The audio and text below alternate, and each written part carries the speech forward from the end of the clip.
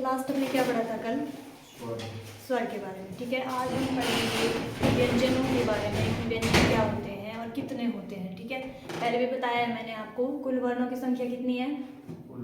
हिंदी वर्णमाला में कुल वर्णों की संख्या कितनी है? 52। ठीक है, सभी को पता होना चाहिए 52। ठीक है, और कौन कौन से उसमें कितने स्वर होते हैं और कितने व्यंजन होते हैं वो भी पता होना चाहिए। ठीक है, तो कितने कुल स्वर कितने होते हैं? कुल स्वर आधुनिक में। हाँ, ठीक है, उसमें दो चीज़ें क्या ऐड हो जाती हैं, कौन कौन से? हाँ, ठीक है, तो आज हम पढ़ेंगे व्यंजन के बारे में। सबसे पहले हेडिंग डालेंगे आप व्यंजन, क्या होते हैं आपके व्यंजन।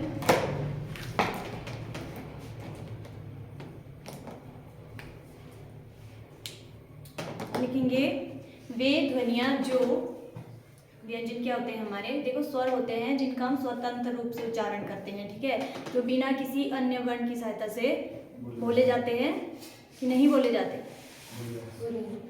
अन्य वर्ण की सहायता से बोले जाते हैं स्वर, मतलब कि स्वतंत्र होते हैं। हाँ, ठीक है, और व्यंजन में लिखेंगे वे ध्वनियाँ जो स्वरों की सहायता से बोले जाते हैं। किनकी सहायता से? स्वरों की सहायता से बोले जाते हैं, वो व्यंजन कहलाते हैं।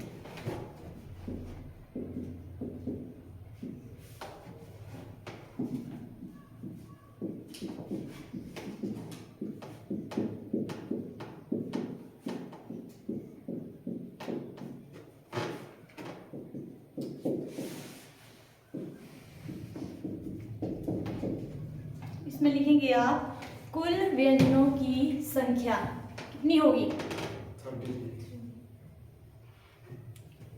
33। ठीक है, मूल व्यंजनों की संख्या क्या होगी? मूल व्यंजनों की संख्या 33 है। वैसे आपके कुल व्यंजन अगर होंगे वो 39 होंगे, 39।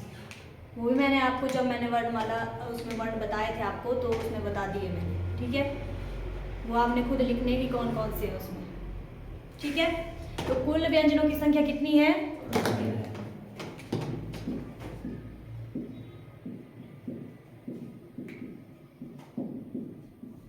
और मूल व्यंजन कितने हैं?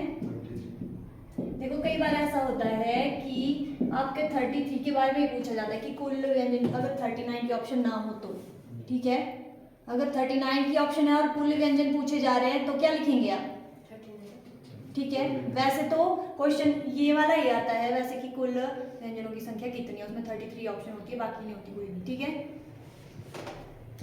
एक लाइन इसमें और ऐड करेंगे आप, व्यंजनों को परतंत्र भी कहा जाता है। व्यंजन का एक और नाम क्या है? परतंत्र। व्यंजनों को परतंत्र भी कहा जाता है। आपका जो प्रत्येक व्यंजन है उसमें क्या होता है?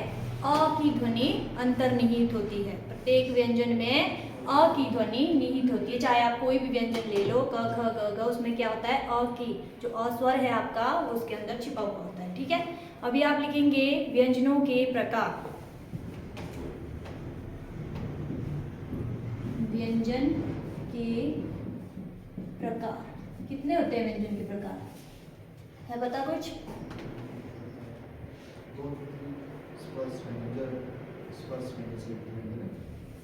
संयुक्त व्यंजन कहाँ से आ गए? ऊष्म। ठीक है, तो 3 प्रकार हैं आपके व्यंजन के। कितने प्रकार हैं? 3। ठीक है, सबसे पहले आता है आपका, लिख लेंगे इसमें ही, स्पर्श व्यंजन। सबसे पहला व्यंजन है आपका स्पर्श व्यंजन। दूसरा है आपका अंतस्थ व्यंजन और तीसरा है ऊष्म व्यंजन। ठीक है, 3 प्रकार हो गए आपके किसके? व्यंजन के। स्वरों के कितने प्रकार थे आपके? कितने प्रकार है स्वर के? 3 ही है ना? जनरली मैंने आपको बोला भी था याद करने हैं, कैसे भूल जाते हैं आप? 3 ही है, ह्रस्व और दीर्घ और द्रुत। ठीक है, वो याद रखने हैं। ठीक है, तो सबसे पहले स्पर्श व्यंजन के बारे में जानते हैं कि स्पर्श व्यंजन क्या होता है। स्पर्श व्यंजन के बारे में लिखो आप, हेडिंग डालें सबसे पहले स्पर्श व्यंजन। जिन व्यंजनों के उच्चारण में हवा या वायु जिसे बोलते हैं, मुख के किसी न किसी भाग को छू कर निकलती है। हवा मुख के किसी न किसी भाग को छू कर निकलती है तो क्या कहलाते हैं आपके? स्पर्श। देखो स्पर्श नाम से ही स्पष्ट हो रहा है ना, स्पर्श कर रही है ना, स्पर्श। जीभ मतलब अंदर, जीभ जहाँ किसी मुंह के किसी भी अंदर के भाग को स्पर्श कर रही है, ठीक है, तो वो स्पर्श व्यंजन कहलाते हैं। इन्हें वर्गीय व्यंजन भी कहा जाता है। देखो स्पर्श न बोल करके कहीं वर्गीय भी नाम हो सकता है, ठीक है, इन्हें वर्गीय व्यंजन भी कहा जाता है।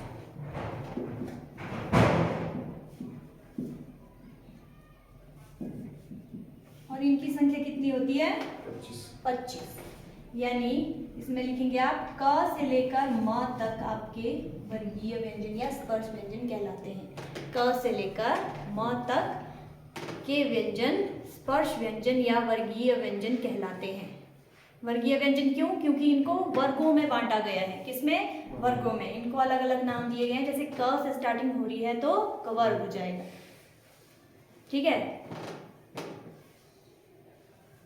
आगे लिखेंगे व्यंजनों को हल चिन्हों में लिखा जाता है। ये आपको पता है, ये चीज पता है। जैसे क लिख रही हूँ, क व्यंजन, तो इसको इस तरीके से लिखा जाता है। जब इसको पढ़ते हैं क हलंत लगता है, हल चिन्ह इसको कहते हैं। क्या लिखवाया? व्यंजनों को हल चिन्हों में लिखा जाता है।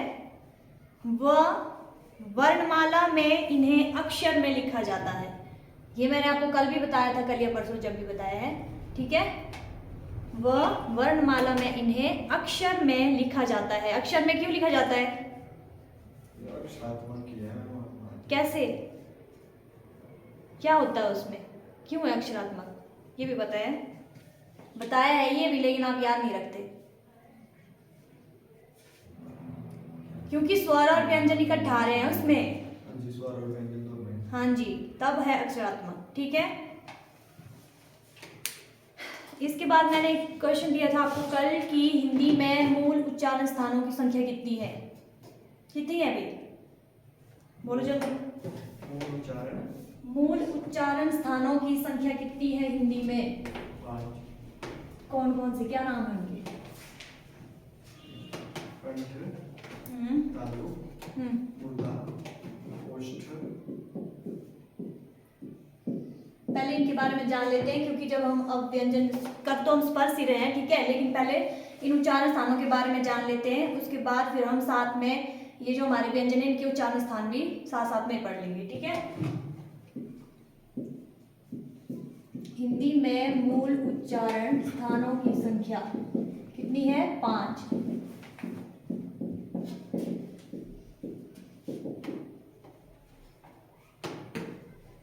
सबसे पहले आता है हमारा कंठ। क्या आता है? कंठ। कंठ मतलब जो हम गले से उच्चारित करते हैं, ठीक है, वो हुआ हमारा कंठ। दूसरा लिखो तालु। दूसरा है तालु। तालु क्या होता है भाई? हमारे मुंह के अंदर जो ऊपरी छत है ना, वो पिछला भाग है, ठीक है, उसको हम तालु कहते हैं। तालु भी 2 प्रकार के हैं, कठोर वाला होता है, एक नर्म वाला होता है, ठीक है। जिसमें कठोर मतलब जिसमें हड्डी है, और नर्म मतलब जो सिर्फ मांस का, ये थोड़ा पीछे के 2 भाग होते हैं तालु के, ठीक है। इसके बाद मूर्धा।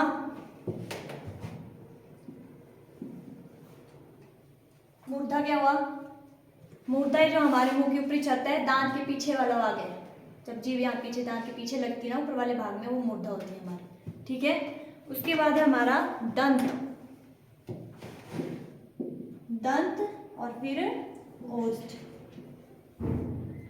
ठीक है। वैसे तो 5 ही है, लेकिन 2 चीजें और ऐड कर दो। एक आती है आपकी कंठोष्ठ, ठीक है, जिसमें कंठ और ओष्ठ का उपयोग होता है, ठीक है। और एक है कंठ तालव्य। ये इस तरीके से कंठ तालव्य, यानी कंठ और तालु का मेल। याद रह जाएंगे, ये लिख लिए। अब फिर से वापस स्पर्श व्यंजन के पास आ जाओ, ठीक है। स्पर्श व्यंजन को और क्या कहा है मैंने, ठीक है। तो सबसे पहले आप क्या करेंगे, ऐसे कॉलम जैसे बना दो। पहले वर्ग ऊपर लिखना है, सबसे पहले वर्ग, फिर उसके बाद, अब वर्ग के बाद प्रथम वर्ण, प्रथम वर्ण कौन सा आता है? जैसे मैं लिख रही हूँ क वर्ग, ठीक है। सबसे पहले जब क से लेकर म तक क से स्टार्टिंग हो रही है ना, तो सबसे पहले क वर्ग, ठीक है। क वर्ग का प्रथम वर्ण कौन हुआ? पहला क, जहां से इसका नाम बना क वर्ग, ठीक है। द्वितीय वर्ण कौन सा हुआ? क के बाद क्या आता है? ख, ग, घ, और इसको क्या पढ़ते हैं? अंग, ऐसे ही पढ़ते हैं, पढ़ना आना चाहिए, ठीक है। तो ये क्या है? मतलब इस वर्ग का ये पहला वर्ण है, ये दूसरा है, ये तृतीय है ना, ये चतुर्थ है और ये पंचम। ऐसे इस तरीके से ऐसे बना देना। और फिर आगे लिख लेना इसका, जैसे मैंने यहाँ पे लिख दिया है, उच्चारण स्थान लिख देना आगे, यहाँ नहीं तो वहां आगे उच्चारण स्थान, ठीक है। वैसे आप आगे लिखो।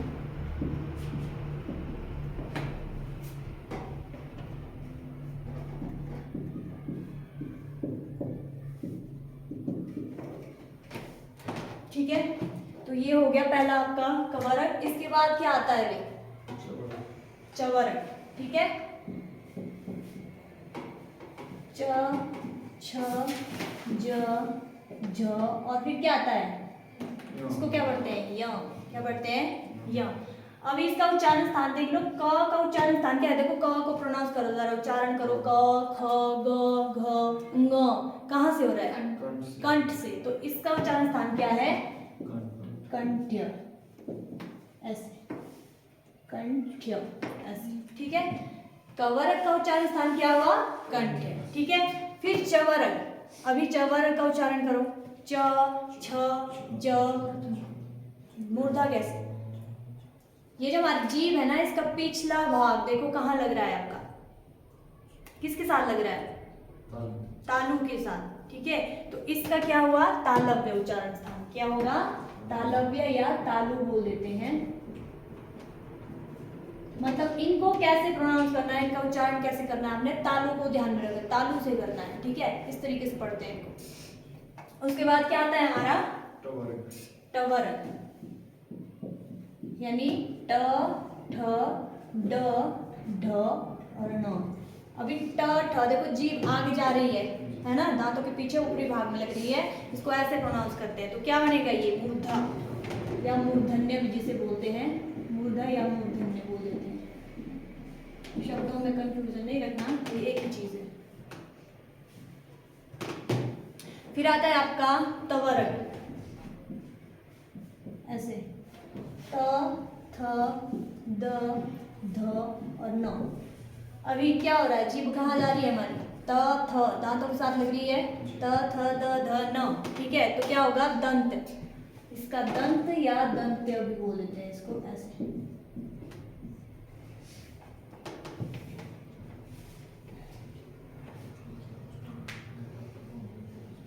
लास्ट क्या बच जाता है?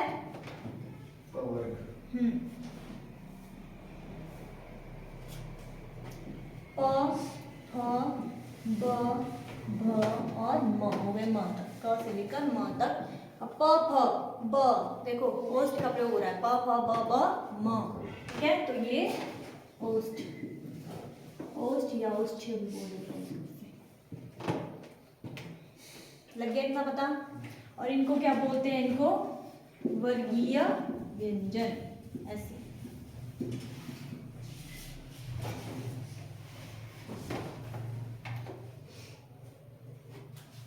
अब यहाँ पे एक चीज और ध्यान दीजिए, जो हमारा पंचम वर्ण है, देखो इनको क्या कहते हैं? पंचमाक्षर। क्या कहते हैं? पंचमाक्षर।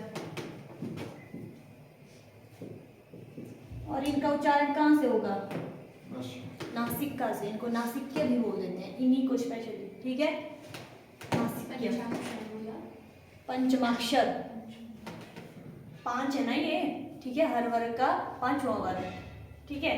पंचमाक्षर और नासिक्य इनका उच्चारण स्थान। वैसे तो है ही, जो वर्ग का है वो तो है ही है, लेकिन इनका नासिक्य मतलब नासिका से भी उच्चारण किया जाता है। जैसे अंग बोलते हैं हम, है ना, य बोलते हैं, न बोलते हैं, न, तो मतलब नाक से भी उच्चारित हो रहे हैं साथ में। और साथ में इनको बोलते हैं अनुनासिक व्यंजन, अनुनासिक स्वर करवाया था आपको। क्या होते हैं अनुनासिक स्वर? स्वरों में करवाया है मैंने। अनुनासिक। हाँ, एक निर्नुनासिक और अनुनासिक दो चीजें। अनुनासिक में निकलते नाक से साथ। हाँ, तो ये भी क्या है, वैसी चीज हो रही है इसके साथ भी। तो ये क्या हुए? अनुनासिक व्यंजन। क्यों हुए? क्योंकि नाक से भी हवा निकलती है मुख के साथ साथ जब इनका उच्चारण करते हैं तो। ठीक है, तो ये हो गया हमारा स्पर्श व्यंजन। ठीक है, स्पर्श से मतलब क्या हो रहा है? स्पर्श में हमारी जीभ क्या है, अंदर स्पर्श कर रही है मुंह के किसी न किसी भाग को। ठीक है, तो स्पर्श से ये याद रखना है। दूसरा क्या लिखवाया है आपको? लिखेंगे दूसरा अंतस्थ व्यंजन। ये लिख लिया। अंत का मतलब क्या होता है? क्या होता है अंत का मतलब? अंदर। क्या होता है? अंदर। ठीक है,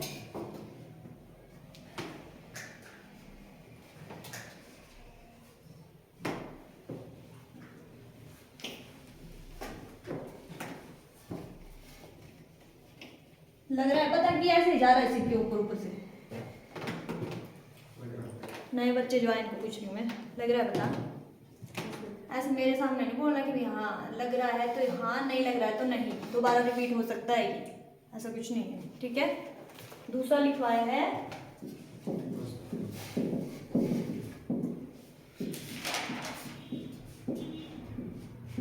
इसके बारे में लिखो। जिन व्यंजनों का उच्चारण स्वरों व व्यंजनों के बीच होता है। किन किन के बीच?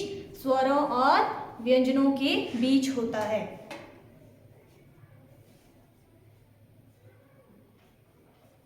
क्यों होता है? देखो कुछ व्यंजन हमारे ऐसे होते हैं ना, कुछ व्यंजन ऐसे होते हैं जब हम उनकी संधि करते हैं तो ठीक है, उसमें जो स्वर आते हैं वो किस में चेंज, जब आपने संधि पढ़ी थी पीछे उसमें देख लेना आप। ठीक है, तो वो स्वर बदल जाते हैं कुछ व्यंजनों में हमारे। ठीक है, इसीलिए इनको अंतस्थ व्यंजन बोलते हैं। और ये होते हैं 4 हमारे। ठीक है, तो लिखेंगे यह 4 होते हैं।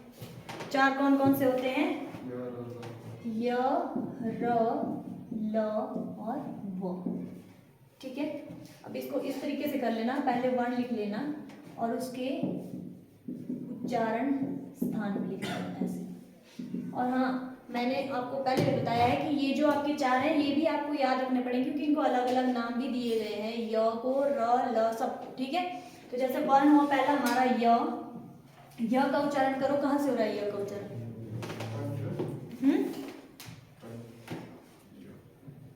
य कंठ से ही हो रहा है। फिर से करो,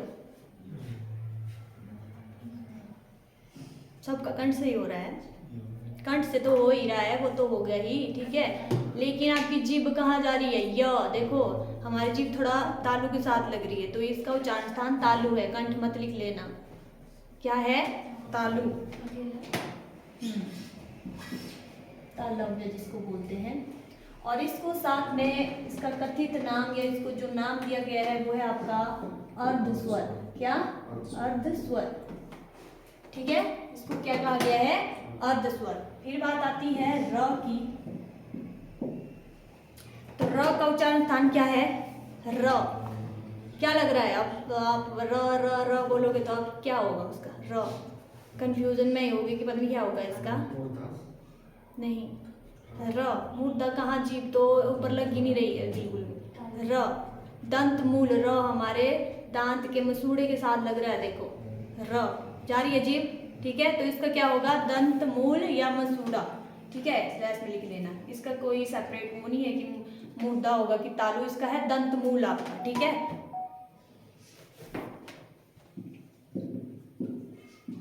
और इसको क्या बोलते हैं हम? र को क्या बताया था? इसको बोलते हैं लुंठित। हाँ, लुंठित या प्रकंपित व्यंजन। क्या बोलते हैं इसको? साथ में इसका क्या नाम है? लुंठित या प्रकंपित व्यंजन, ये नाम दिया गया है इसको। ये याद रखना है आपने कि र को और किस नाम से जाना जाता है? ये की वर्ण है हिंदी वर्णमाला में, सिर्फ इसी को बोला जाता है और कोई भी व्यंजन या स्वर नहीं है जिसको ऐसा बोला जाता है। ठीक है, लुंठित या प्रकंपित व्यंजन। ठीक है, फिर है हमारा ल।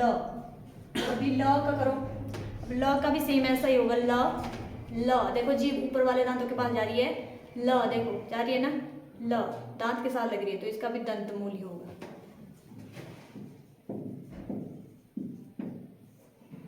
और इसको बोलते हैं आप पार्श्विक व्यंजन। क्या?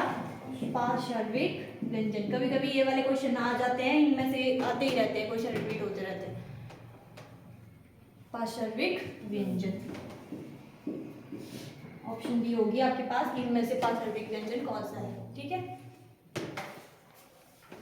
और व रह जाता है लास्ट, और व को भी व, अभी व का क्या है? व दंतोष्ठ, दांतों का भी हो रहा है इसमें, जीभ जा रही है दांतों के पास, कर लो दोबारा, व जा रही है, व ऊपर के दांत और नीचे का होठ है, देख लो इस तरीके से, दंतोष्ठ। फनी लग रहा है पढ़ने में, है? और व को भी आपका अर्धस्वर ही कहा जाता है। याद क्या रखना, ये दो चीजें अर्धस्वर और इन दोनों के अलग अलग नाम। ठीक है, य और व आपका अर्धस्वर कहलाया, और र को क्या कहा जाता है? र को, ठीक है, और ल को पार्श्विक व्यंजन। ये याद रखना है, मोस्ट इंपॉर्टेंट। ठीक है, इसके बाद तीसरा लिखो ऊष्म या संघर्षी व्यंजन। ऊष्म या संघर्षी व्यंजन।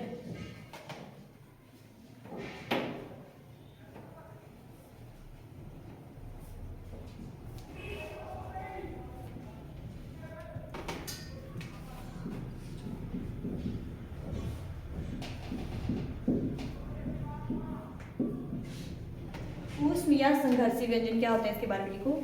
जिन ध्वनियों के उच्चारण में हवा मुख के किसी स्थान पर रगड़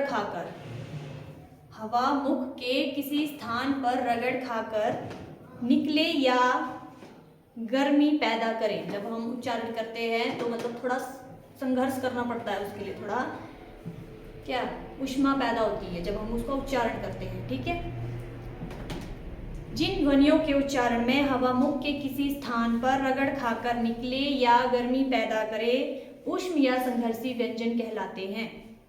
ये भी आपके चार ही होते हैं, ये चार होते हैं। फिर से उसी तरीके से वर्ण लिख लेंगे और उसका उच्चारण स्थान।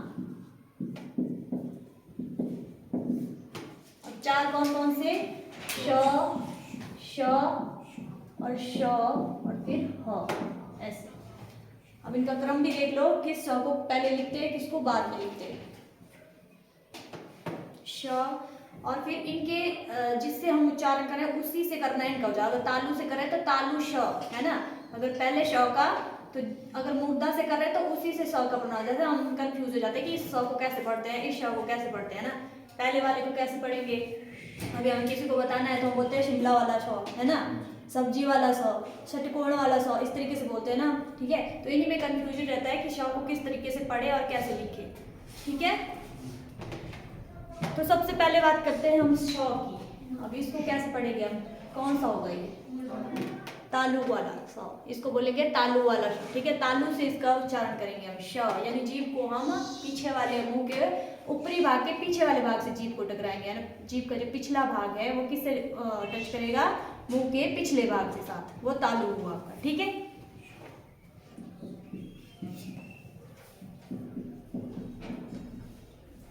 फिर इसके बाद आया श। अब इसको कैसे पढ़ना? मूर्धा श। ठीक है, यानी जीभ कहाँ जाएगी? मुख के ऊपरी छत के अगले भाग में जीभ टकराती है, ऐसे। फिर सब्जी वाला सा आ गया, ऐसे। इसको कैसे करेंगे? ये आपका दंत मूल, दंत के साथ हमारी जीभ लगती है, स। ठीक है, दांतों के साथ जीभ टकराती है तो वो क्या हुआ हमारा? ठीक है, ये वो वाला सा है। और इसके बाद आती है ह की बारी। ह के बारे में आप बताएंगे कि ह का उच्चारण स्थान क्या है? कंठ। ठीक है, और ह के बारे में और क्या याद रखना है आपको, ये भी इम्पोर्टेंट है कि इसको क्या कहते हैं? और हाँ, काकल्य वर्ण। अब मुझे क्वेश्चन वो याद नहीं कौन सा एग्जाम है, लेकिन उसमें आया था कि ह को और किस नाम, मतलब काकल्य वर्ण के बारे में पूछा था उसमें, ठीक है, कौन सा व्यंजन काकल्य वर्ण है।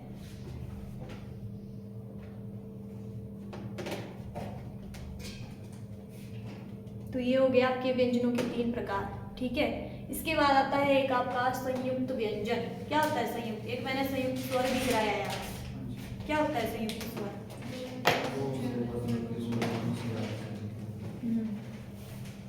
तो उसी प्रकार से आपका संयुक्त व्यंजन भी होता है। क्या होता है संयुक्त व्यंजन? 2 व्यंजनों से मिलकर बना हुआ व्यंजन होता है आपका संयुक्त व्यंजन।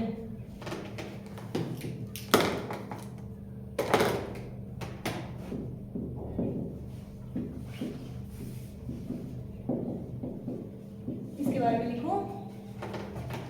2 व्यंजनों से मिलकर बनने वाले व्यंजन संयुक्त व्यंजन कहलाते हैं।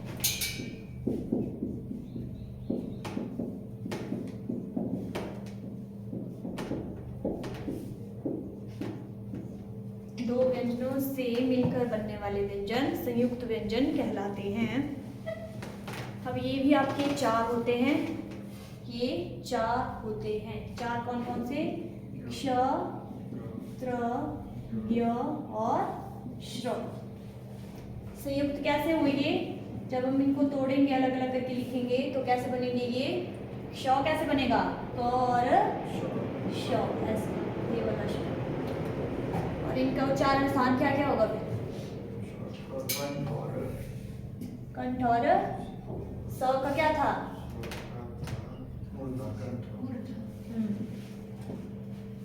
ऐसे, ठीक है, साथ साथ में लिख लेने हैं। फिर त्र का त और र। अभी त का क्या होगा? त दंत, ठीक है, और र का क्या होगा? र का क्या होता है? ठीक है। फिर ज्ञ का बताओ। ज्ञ बहुत इंपॉर्टेंट है, तो बहुत ही ज्यादा इंपॉर्टेंट है। हाँ, ठीक है, क्योंकि इसी में बहुत कंफ्यूज रहते हैं कि ये कैसे होगा। ज और य, ये होता है इसका, जब इसको तोड़ते हैं तो ज जमा य, य होता है। अब ज का क्या है? ज, इन दोनों का तालु, तालु ही आएगा उच्चारण स्थान दोनों का। फिर आता है श्र, श और र। अभी श का क्या है? तालु, और र का दंत मूल।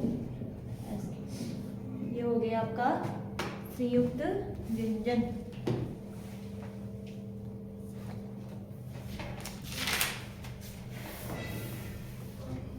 ठीक है, इतना क्लियर हो गया? समझ में आ गया? आया कुछ समझ? ठीक है। अब इसके बाद लिखेंगे आप उत्क्षिप्त या द्विगुण व्यंजन क्या होते हैं। द्विगुण व्यंजन लिख लिया? ये लिख लिया? उत्क्षिप्त लिखेंगे। उत्क्षिप्त या द्विगुण, ये भी पूछे जाते हैं। ये की संख्या होती है आपकी 2 ही, ठीक है। उत्क्षिप्त या द्विगुण व्यंजन, उत्क्षिप्त भी बोलते हैं, द्विगुण भी बोलते हैं। स्पेलिंग इंग्लिश है, इंग्लिश में लिख रही है। स्पेलिंग क्यों पूछ रही है?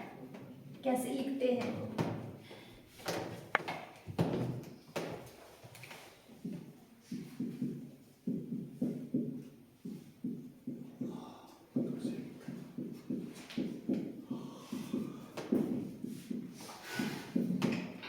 कौन कौन से वे? ये आते हैं आपके टवर्ग से, ठीक है।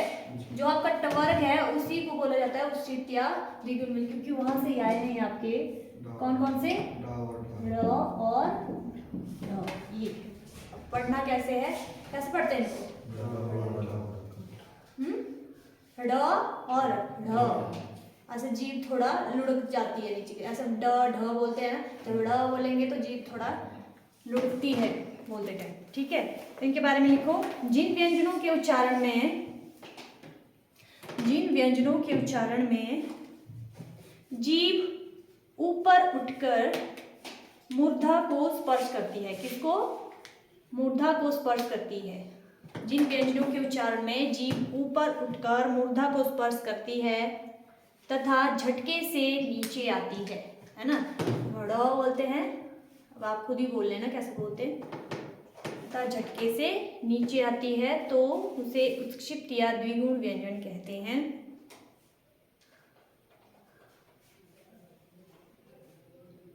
ट वर्ग को उत्क्षिप्त वर्ग भी कहा जाता है। ठीक है, क्योंकि यहीं से लिए गए हैं ये आपके ड और ढ भी। ठीक है, ट वर्ग को उत्क्षिप्त वर्ग भी कहते हैं। ये हिंदी के नवीन विकसित व्यंजन है। कैसे? नवीन विकसित। ये संस्कृत भाषा के नहीं है। ठीक है, अगर हम संस्कृत की तरफ जाएं कि वहां से लिए गए हैं तो ये वहां से नहीं लिए गए हैं। ठीक है, ये संस्कृत या विदेशी भाषा में नहीं है। सिर्फ किसके हैं? हिंदी के नवीन विकसित व्यंजन हैं, सिर्फ हिंदी के। ये हिंदी के नवीन विकसित व्यंजन हैं। यह संस्कृत या विदेशी भाषा से नहीं लिए गए हैं, उसमें है ही नहीं। ठीक है,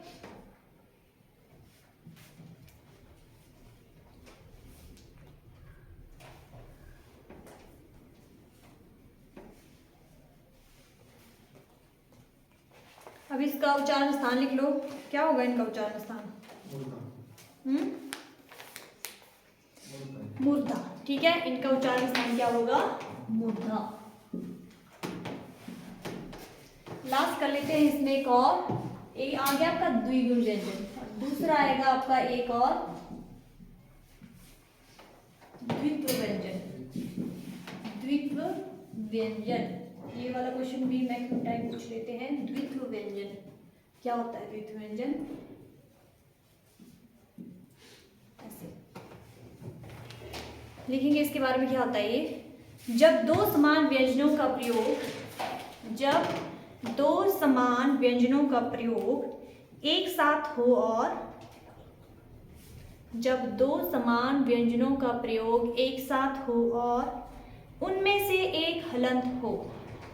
देखो, दो समान व्यंजन एक साथ आएंगे इसमें। ठीक है, जब दो समान व्यंजनों का प्रयोग एक साथ हो और उनमें एक हलंत हो तो वह द्वित्व व्यंजन कहलाते हैं। दो समान व्यंजन आएंगे एक साथ, लेकिन दोनों में होगा एक हलंत। हलंत का मतलब होता है वो आधा होता है, उसमें स्वर नहीं होता। ठीक है, तो इस पे अगली लाइन लिखेंगे। इसमें पहला व्यंजन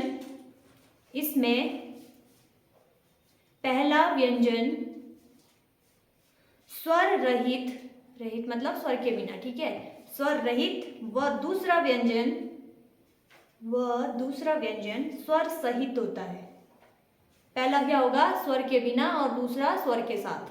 ठीक है, जैसे मैं लिखूंगी, ये लिखा मैंने दिल्ली, लिख लिया।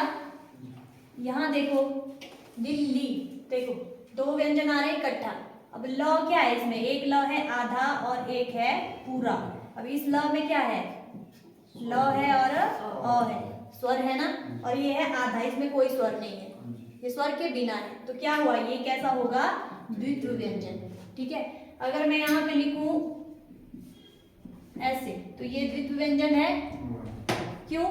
इसमें दो समान व्यंजन होने चाहिए। हाँ, अगर ये ना यहाँ होता तो हो सकता था। ठीक है, लेकिन ये कहाँ है? यहाँ पे दो समान थोड़ी है, अलग अलग है। ठीक है, तो ये द्वित्व व्यंजन नहीं होगा। ठीक है, एक लाइन और ऐड करेंगे इसमें कि क च ट त प वर्ग, मतलब इनसे क्या समझना? कवर्ग चवर्ग। ठीक है, लेकिन मैं क्या लिखवा रही हूँ? क च ट त प वर्ग। क च ट त और प वर्ग, ऐसे इस तरीके से लिखना। मतलब ये सारे क्या है? वर्ग ही है। ठीक है, वर्ग के दूसरे चौथे, कौन कौन से? दूसरे। इन वर्गों के दूसरे चौथे वर्ण का द्वित्व नहीं होता। कौन कौन से? दूसरे और चौथे वर्ण का द्वित्व नहीं होता। ठीक है, ये याद रखना है और बाकी का हो जाएगा। समझ नहीं आया? देखो कवर्ग, चवर्ग, टवर्ग, तवर्ग, ये सारे वर्ग ही है ना। इन वर्णों के दूसरा और चौथा वर्ण जो भी होगा आपका, ठीक है, जैसे कवर्ग के लिख लिए क, ख, ग, घ, ङ, तो उसका दूसरा और जो चौथा वर्ण है क, फिर ख आया दूसरा, फिर ग और घ चौथा, ठीक है, तो वो क्या हो गया, उनका द्वित्व नहीं होता, मतलब ऐसे वर्ग अगर वो आएंगे तो वो द्वित्व व्यंजन में नहीं आएंगे, ठीक है, उनका नहीं होता है द्वित्व व्यंजन, बाकी होगा हर वर्ग के दूसरे और चौथे वर्ण का। समझ में आ गया? अब पता चला? तो आज के लिए इतना काफी है, बाकी हम नेक्स्ट कल करेंगे।